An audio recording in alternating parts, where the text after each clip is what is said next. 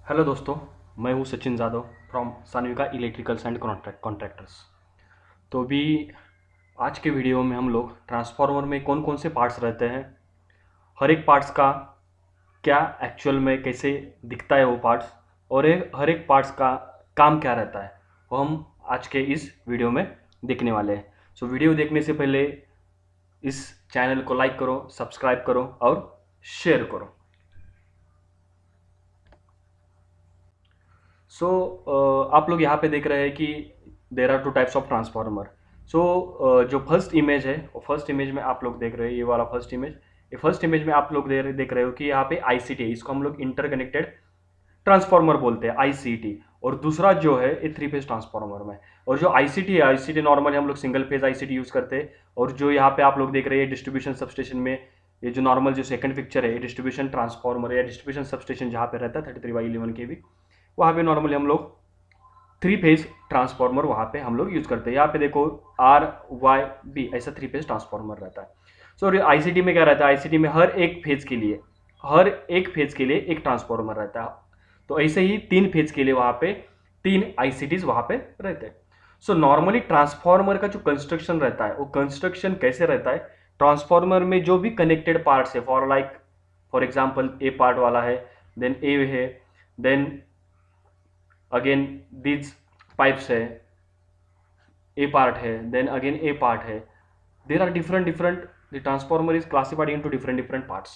सो उसमें कौन कौन से पार्ट्स रहते हैं और हर एक पार्ट्स का एक्चुअल में काम क्या रहता है, वो हम लोग इस वीडियो में one by one. So normally transformer में कितने पार्ट्स रहते हैं वो हम लोग पहले देखते हैं। सो ट्रांसफार्मर में पहला रहता है ट्रांसफार्मर टैंक, उसके बाद में आता है high voltage bushing, then low voltage bushing, then cooling fins, उसको हम लोग रेडिएटर भी बोलते हैं। उसके बाद में आता है cooling fans, then conservator tank, उसके बाद में ड्रेन वॉल, उसके बाद में ब्रीदर, ऑयल टेम्परेचर और pressure gauge, bushing current transformer, surge arrester, on load tap changer, then explosion vent, उसके बाद में प्रेशर रिलीफ डिवाइस, और देन बुकहोल्स रिले। तो इतने सारे ट्रांसफार्मर में पार्ट्स होते हैं। उसमें कुछ कुछ पार्ट्स इंटरनल रहते हैं जो ट्रांसफार्मर्स पे अटैच किए रहते हैं, और कुछ जो पार्ट्स है वो एक्सटर्नली ट्रांसफार्मर के बाहर वहां पे हम लोग कनेक्शन करें। For example surge arrester is not a part of transformer, but surge arrester हर एक ट्रांसफार्मर के इनपुट साइड में और आउटपुट साइड में आप लोगों को दिखाई देगा, क्योंकि प्रोटेक्शन के लिए वहां पे हम लोग सर्ज अरेस्टर यूज करते हैं। ठीक है, देन उसके बाद में यहाँ पे और एक पार्ट है बुशिंग करंट ट्रांसफार्मर। नॉर्मली अभी जो ट्रांसफार्मर आते हैं बुशिंग करंट ट्रांसफार्मर, नॉर्मली जो बुशिंग अभी जो ट्रांसफार्मर आते हैं वो जिसके बुशिंग पे वहां पे करंट ट्रांसफार्मर वहां पे अटैच किया रहता है, तो उसका एक्चुअल में कैसे दिखता है वहां वो हम लोग यहाँ पे देखेंगे। तो अभी नेक्स्ट हम लोग हर एक पार्ट कैसे दिखता है, उसका एक्चुअल में काम क्या है, वो हम लोग इसमें अभी देखने वाले हैं। सो वन बाय वन हम लोग अभी देखते हैं ट्रांसफार्मर पार्ट। सो पहला पार्ट है transformer tank. So first part is the transformer tank. यहाँ पे आप लोग देख रहे हो, this is a picture of transformer tank. ये वाला पिक्चर जो है आप लोग यहाँ पे देख रहे हो, ये ट्रांसफार्मर टैंक का पिक्चर है। सो ट्रांसफार्मर टैंक का एक्चुअल में काम क्या रहता है, वो हम लोग किस लिए यूज करते हैं। So transformer tank holds the transformer winding at its insulating medium like oil. जो ट्रांसफार्मर टैंक है उसमें वाइंडिंग्स रहता है, उसमें हम लोग ऑयल, इंसुलेटिंग ऑयल हम लोग फिल करते हैं, और उसके अंदर कोर भी रहता है, जो ट्रांसफार्मर का कोर है जिसके ऊपर हम लोग वाइंडिंग करते हैं। वो सब टोटल जो तीन रहता है, कोर, ट्रांसफार्मर वाइंडिंग और इंसुलेटिंग मीडियम लाइक ऑयल, वो इसके अंदर हम लोग वहां पे ट्रांसफार्मर टैंक के अंदर वहां पे हम लोग इंसर्ट करते हैं। सो अभी ट्रांसफार्मर टैंक का जो स्ट्रक्चर रहता है वो एयर टाइट उसका स्ट्रक्चर रहता है। क्यों एयर टाइट रहता है, क्योंकि जो एटमॉस्फेरिक कंडीशंस है, तो एटमॉस्फेरिक कंडीशंस है उसको जो इंटरनल जो पार्ट्स है, फॉर एग्जांपल कोर है, वाइंडिंग है या फिर इंसुलेटिंग ऑयल है, उसको प्रोटेक्ट करने का काम वहां पे ट्रांसफार्मर टैंक नॉर्मली करता है। जो ट्रांसफार्मर टैंक अभी किस मटेरियल का हम वहां पे मैन्युफैक्चरिंग होता है, तो नॉर्मली ट्रांसफार्मर टैंक जो रहता है वो वहां पे iron sheet, normally transformer tank का जो मटेरियल रहता है वो आयरन शीट का मटेरियल रहता है। तो अभी बाद में इसमें कैसे रहता है, इस जो कंस्ट्रक्शन आप लोगों को दिखाई दे रहा है ट्रांसफार्मर टैंक, तो इसमें क्या रहता है, वेंटिलेशन और कनेक्शन के लिए वहां पे प्रोविजन रहता है। कनेक्शन मतलब क्या है, यहाँ पे इसके ऊपर बुशिंग्स रहता है, हाई वोल्टेज बुशिंग और लो वोल्टेज बुशिंग, जिससे हम लोग क्या करते हैं, ट्रांसमिशन जहां से लाइन्स आता है उसको हम लोग कनेक्शन देते हैं लो वोल्टेज और हाई वोल्टेज साइड में। या फिर उसमें फिन्स रहता है, तो फिन्स का वो यूज हम लोग किसके लिए करते हैं, तो वेंटिलेशन के लिए। सो वेंटिलेशन प्रोवाइड उसके ऊपर करते हैं या फिर उसके ऊपर बुशिंग्स रहता है, तो हर एक का काम अलग अलग रहता है। सो नॉर्मली हम लोगों ने देखा ट्रांसफॉर्मर टैंक का, वहां पे एक्चुअल में काम क्या रहता है। तो अभी नेक्स्ट पार्ट है high voltage bushing and low voltage bushing. आप लोग यहाँ पे देख रहे हो, यहाँ पे जो ट्रांसफॉर्मर, फर्स्ट इमेज में ट्रांसफॉर्मर दिख रहा है, यहाँ पे देखो बुशिंग्स है, पोर्सिलिंग बुशिंग्स है। जो ट्रांसफॉर्मर का वाइंडिंग है, वो ट्रांसफॉर्मर के वाइंडिंग से हम लोग कनेक्शन लेते हैं, और उसमें हाई वोल्टेज और लो वोल्टेज दो साइड्स रहता है ट्रांसफॉर्मर। नॉर्मली जो सेकंड इमेज है इसमें आप लोगों को दिखाई देगा, यहाँ पे आप लोग देख रहे हो 1 2 और 3, यहाँ पे देख रहे हो आप, ये हाई वोल्टेज बुशिंग्स है, हाई वोल्टेज बुशिंग्स।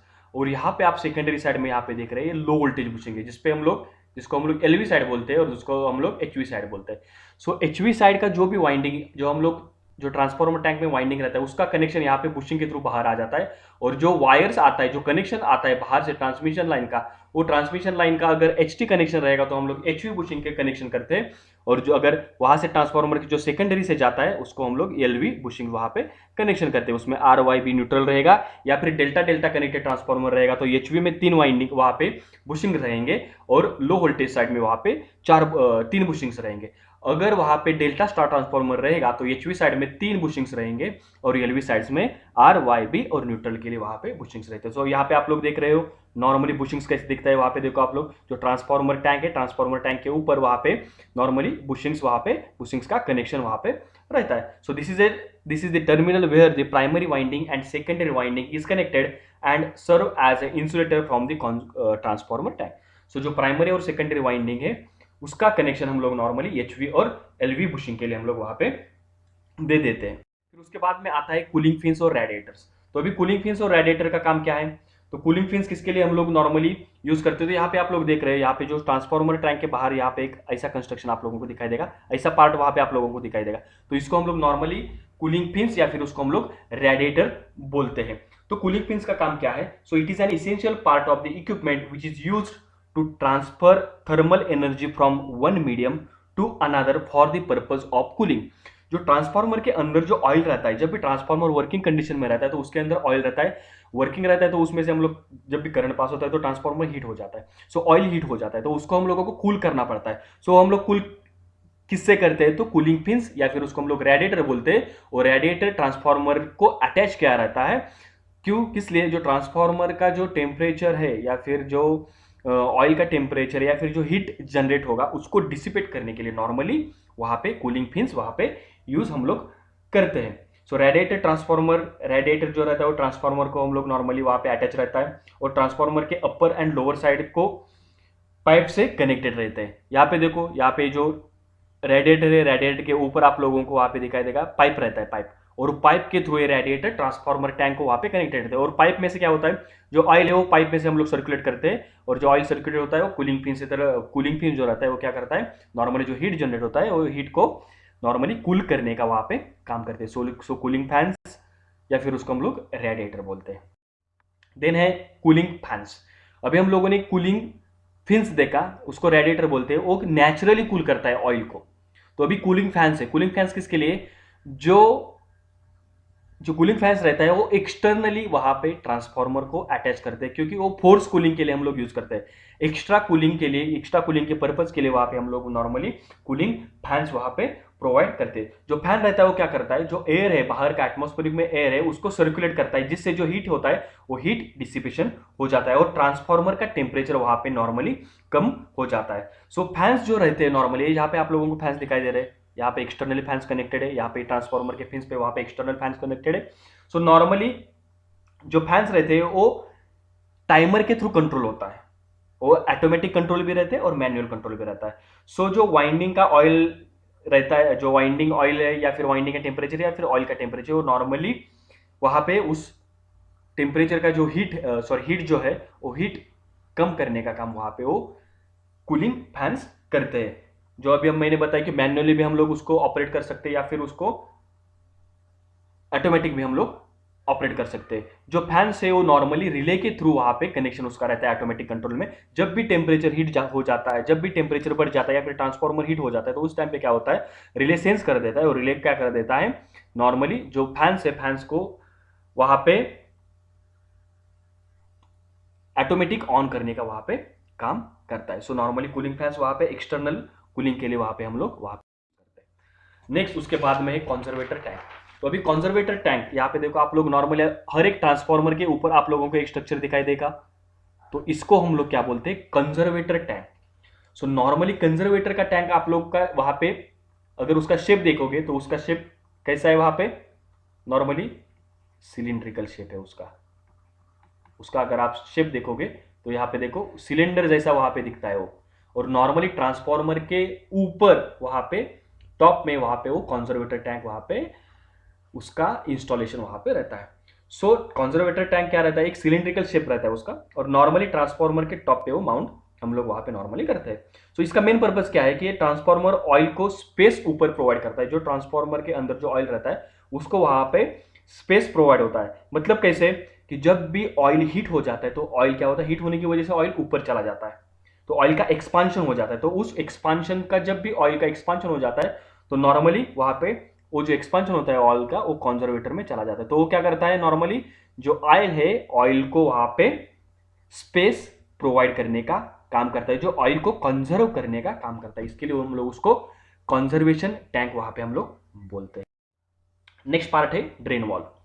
अब यहाँ पे देखो ड्रेन वॉल, वहां पे ड्रेन वॉल का यूज क्या है, तो ड्रेन वॉल आप यहाँ पे देख रहे हो उसका एक्चुअल में ड्रेन वॉल कैसे दिखता है। और जो ड्रेन वॉल है वो ट्रांसफॉर्मर के बॉटम में वहां पे उसका कनेक्टेड रहता है। वहां पे देखो ट्रांसफॉर्मर के बॉटम में, और इधर भी देखो फर्स्ट इमेज में आप लोगों को ट्रांसफॉर्मर के बॉटम में वहां पे आप लोगों को ड्रेन वॉल वहां पे आप लोगों को दिखाई देगा। तो इसका मेन पर्पस क्या है कि ड्रेन वॉल हम लोग किसके लिए यूज करते हैं, कि जब भी ऑयल रिप्लेसमेंट हम लोगों को करने का है, ऑयल चेंज करने का है, तो उस टाइम पे हम लोग ड्रेन वॉल ऑन करके, ड्रेन वॉल ऑपरेट करके ट्रांसफॉर्मर का ऑयल, सब ऑयल नीचे से हम लोग बाहर निकाल सकते हैं। सो जब भी हम लोग ऑयल रिप्लेसमेंट रहता है तो उस टाइम पे ड्रेन वॉल का हम लोग यूज करते हैं। So normally drain wall transformer के बॉटम में रहता है और इसका यूज हम लोग ऑयल रिप्लेसमेंट के टाइम पे हम लोग उसका यूज करते हैं।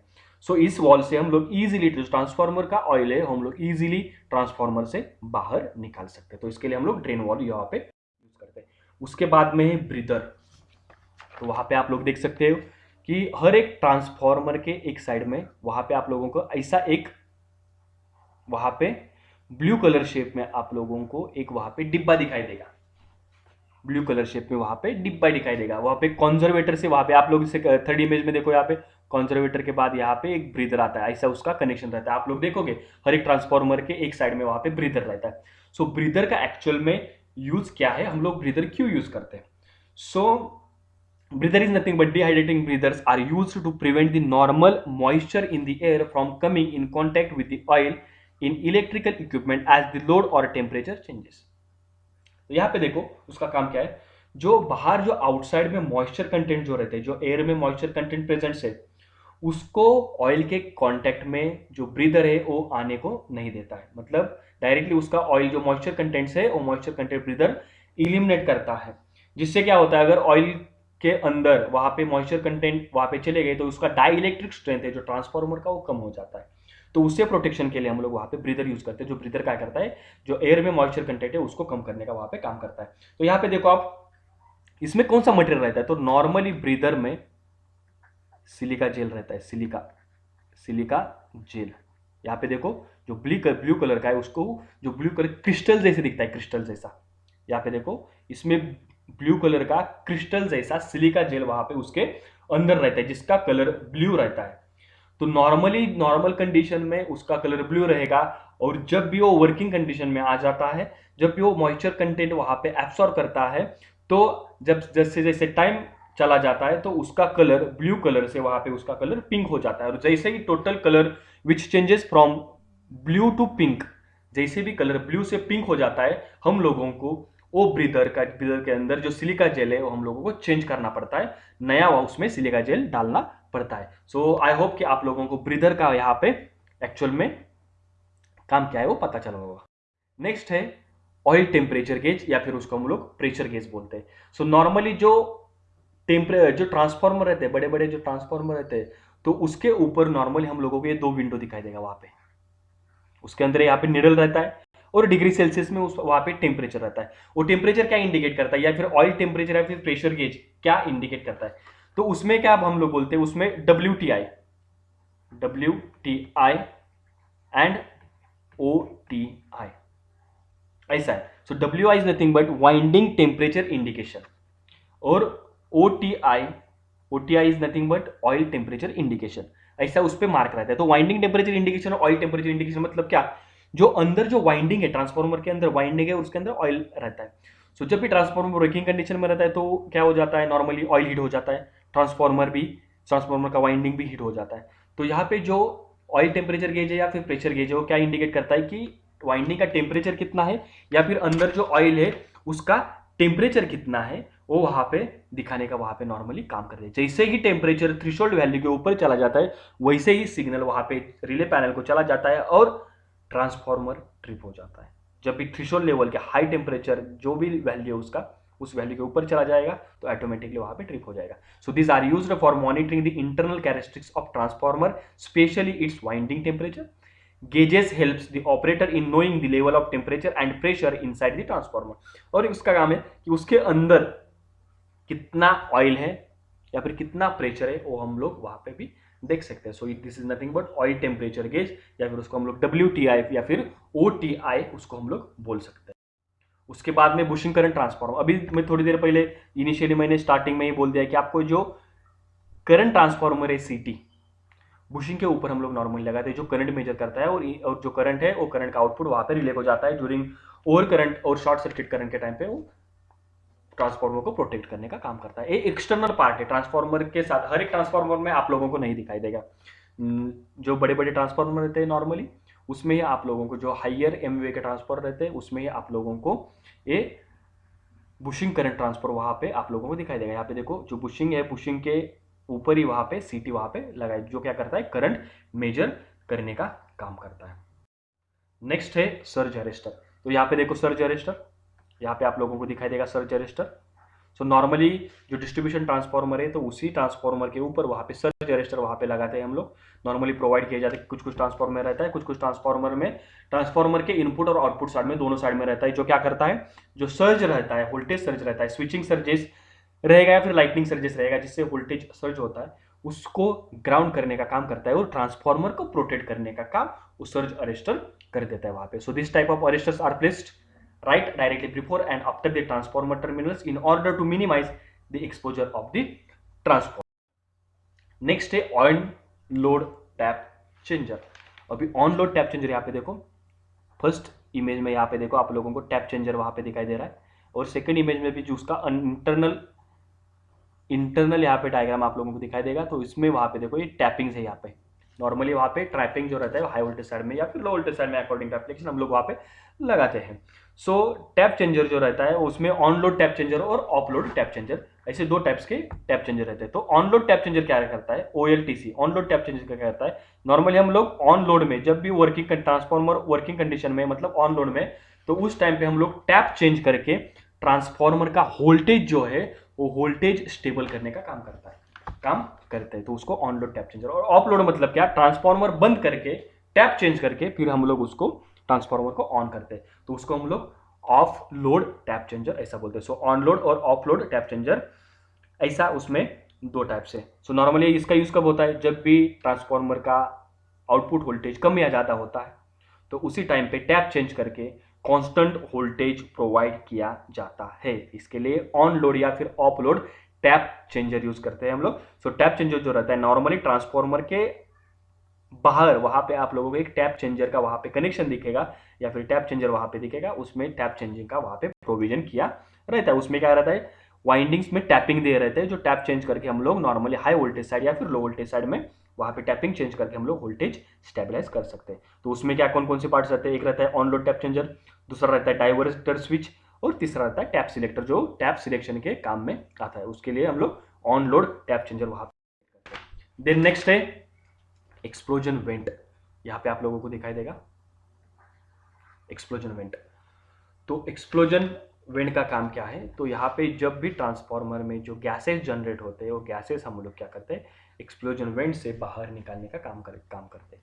तो हर एक ट्रांसफार्मर के ऊपर आप लोगों को एक पाइप ऐसे दिखाई देगा जो जिसको हम लोग एक्सप्लोजन वेंट बोलते हैं।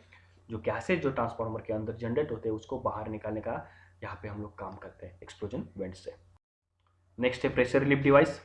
तो यहाँ पे देखो प्रेशर रिलीफ डिवाइस कैसे दिखता है, उसमें अलार्म स्विच रहता है, उसका इलेक्ट्रिकल कनेक्शन रहता है जो कंट्रोल पैनल को चला जाता है, वहाँ पे इंडिकेटर रहता है, सीमाफोर रहता है, उसके ऊपर करंट और फ्लेंज रहता है उसके ऊपर। सो यहाँ पे देखो सेकंड इमेज में आप लोगों को देखो यहाँ पे PRD प्रेशर रिलीफ डिवाइस वहाँ पे ट्रांसफार्मर के ऊपर लगाया जाता है। तो उसका काम कैसे होता है और कैसे काम करता है। So normally pressure relief device जो है वो protection of transformer from excessive pressure inside which में occurs due to internal fault. जब भी ट्रांसफार्मर के अंदर इंटरनल फॉल्ट हो जाता है तभी प्रेशर रिलीफ डिवाइस वहां पे काम करता है। तो जब भी इंटरनल फॉल्ट हो जाता है तो क्या होता है, अंदर का प्रेशर बढ़ जाता है। फॉर एग्जाम्पल अगर शॉर्ट सर्किट हो गया तो उस टाइम पे क्या होगा, हेवी प्रेशर वहां पे ट्रांसफार्मर के अंदर जनरेट हो जाता है। अगर वो हेवी प्रेशर इमीडिएटली रिलीज नहीं किया तो ट्रांसफार्मर डैमेज होने के चांसेस रहते हैं या फिर ट्रांसफार्मर में फायर लगने के चांसेस हो जाते हैं जिससे ट्रांसफार्मर डैमेज होता है। सो जब भी प्रेशर प्री डिटरमाइंड वैल्यू के ऊपर चला जाता है तो वहां पे उसके ऊपर वहां पे स्प्रिंग माउंटेड डायफ्राग्राम रहता है जो वहां पे वो लिफ्ट हो जाता है और उसकी वजह से जो वेपर और गैसेस है वो गैसेस बाहर चले जाते हैं। और वैसे वो प्रेशर जो है वो प्रेशर हम लोग वहां पे ट्रांसफार्मर के अंदर का जो प्रेशर क्रिएट हुआ है वो नॉर्मली हम लोग वहां पे कम कर देते हैं। इसके लिए प्रेशर रिलीफ डिवाइस वहां पे ट्रांसफार्मर के ऊपर आप लोगों को दिखाई देगा जो क्या करेगा, इंटरनल फॉल्ट के टाइम पे अंदर जो प्रेशर क्रिएट होगा वो प्रेशर को रिलीज करने का काम करता है और ट्रांसफार्मर को प्रोटेक्ट करने का काम वहां पे प्रेशर रिलीफ डिवाइस वहां पे करता है। और नेक्स्ट है बुकोल्स रिले। तो अभी बुकोल्स रिले भी हम लोग ट्रांसफार्मर का जो प्रोटेक्शन रहता है, जो ट्रांसफार्मर का जो इंटरनल प्रोटेक्शन रहता है, फॉर एग्जांपल अभी हम लोगों ने प्रेशर रिलीफ डिवाइस देखा तो उसका काम क्या रहता है, जो प्रेशर जो अंदर जनरेट होता है उसको रिलीज करने का काम करते हैं। तो बुकोल्स रिले क्या करता है, so Buchholz relay is a protection device used to detect transformer faults mainly dielectric failures in oil filled transformer. तो बुकोल्स रिले कैसे दिखता है, यहाँ पे देखो, यहाँ पे दो कनेक्शन, एक और दो। सो नॉर्मली एक साइड उसका कहाँ पे कनेक्शन रहता है, एक साइड रहता है जो कॉन्जर्वेटर रहता है इसका, एक रहता है मेन टैंक को कनेक्शन, ट्रांसफार्मर का जो मेन टैंक है वहां पे कनेक्शन रहता है और यहाँ पे देखो जो दूसरा कनेक्शन है वो चला जाता है कॉन्जर्वेटर को। So in between conservator and main tank, इन दोनों के बीच में आप लोगों को बुकोल्स रिले वहां पे दिखाई देगा। तो फर्स्ट इमेज में आप लोगों को आप लोग यहाँ पे देख रहे हैं तो इसके अंदर वहां पे एक बॉल रहता है, बॉल या फिर उसके अंदर एक फ्लोट रहता है। यहाँ पे देखो, यहाँ पे बॉल शेप जैसा दिख रहा है आप लोगों को, वहां पे उसको हम लोग फ्लोट बोलते हैं, फ्लोट। और फ्लोट और मर्क्यूरी स्विच ऐसे उसमें दो पार्ट्स रहते हैं बुकोल्स रिले में। सो कैसे काम करता है, ये ट्रांसफार्मर का मेन टैंक और कंजर्वेटर टैंक दोनों के बीच में वहां पे कनेक्शन रहता है। एक पाइप आ जाता है मेन टैंक से और दूसरा पाइप चला जाता है कंजर्वेटर को। सो इसमें एक मर्क्यूरी स्विच रहता है और एक रहता है फ्लोट। तो इसके अंदर यहाँ पे देखो, यहाँ पे इसके अंदर एक मर्क्यूरी स्विच रहता है और एक फ्लोट रहता है। फ्लोट मतलब बॉल जैसे रहता है जो वहां पे ऑयल के अंदर वहां पे नॉर्मली फ्लोटिंग पोजीशन में रहता है। सो जब भी ट्रांसफार्मर के अंदर इंटरनल फॉल्ट क्रिएट हो जाता है तो इंटरनल फॉल्ट से बुकोल्स रिले प्रोटेक्ट करता है। तो जिस टाइम पे फॉल्ट क्रिएट होता है तो वहां पे गैसेस जनरेट हो जाते हैं। जो गैसेस जो जनरेट हो जाते हैं वो कॉन्जर्वेटर में जाने का ट्राई करते हैं। सो यहाँ पे देखो इसका सेकंड कनेक्शन कहाँ पे, कॉन्जर्वेटर के। जो हेवी गैसेस वहां पे जनरेट होते हैं वो बुकोल्स रिले थ्रू कॉन्जर्वेटर में जाने का ट्राई करते हैं। तो उसी टाइम में जो गैसेस है वो उस कॉन्जर्वेटर जो रिले है वो रिले में चले जाते हैं। तो रिले में चले में जाने के बाद क्या होता है, उसमें प्रेशर क्रिएट होता है और जो प्रेशर है वो प्रेशर क्या करता है, यहाँ पे इसके अंदर जो फ्लोट रहता है, फ्लोट उसको टिल्ट करने का काम करता है। टिल्ट मतलब एक जगह से दूसरी जगह पे टिल्ट करने का काम करता है, जिससे वो ऊपर चला जाने का, वो जैसे जैसे नीचे आ जाता है तो उस टाइम पे क्या हो जाता है, जो मर्क्यूरी स्विच रहता है, इसमें नॉर्मली एक स्विच रहता है मर्क्यूरी स्विच, वो जैसे जैसे फ्लोट हो जाता है या फिर जो फ्लोट है वो जो टिल्ट हो जाता है तो मर्क्यूरी स्विच वहां पे जो कनेक्शन रहता है उसके अंदर वो क्लोज हो जाता है और वो क्लोज होने के बाद में अलार्म बजने लगता है और ट्रांसफार्मर का वहां पे प्रोटेक्शन वहां पे किया जाता है। सो नॉर्मली जो बुकोल्स रिले है वो ट्रांसफार्मर के प्रोटेक्शन के लिए हम लोग वहां पे यूज करते हैं। सो हम लोगों ने यहाँ पे डिफरेंट डिफरेंट पार्ट्स देखे, उसमें ट्रांसफार्मर टैंक है, उसके बाद में हम लोगों ने HVLV बुशिंग्स देखा, फिर उसके बाद में हम लोगों ने सर्ज अरेस्टर देखा, बुकोल्स रिले देखा, प्रेशर रिलीफ डिवाइसेस देखा। देन उसके बाद में हम लोगों ने ड्रेन वॉल देखा, ब्रीदर देखा, कंजर्वेटर टैंक देखा, कूलिंग पिंस देखा, बुशिंग्स, कूलिंग फैंस, ये different different types of parts जो है वो ट्रांसफार्मर के कुछ ना कुछ काम में आते हैं। तो आई होप कि आप लोगों को पूरा ट्रांसफार्मर का पार्ट्स और उसका काम क्या है ये समझ में आ गया होगा। सो ऐसे ही टेक्निकल इलेक्ट्रिकल टेक्निकल वीडियोस देखने के लिए लाइक करो, सब्सक्राइब करो और शेयर करो सानिविका इलेक्ट्रिकल कॉन्ट्रैक्टर मेरे चैनल को। Thank you.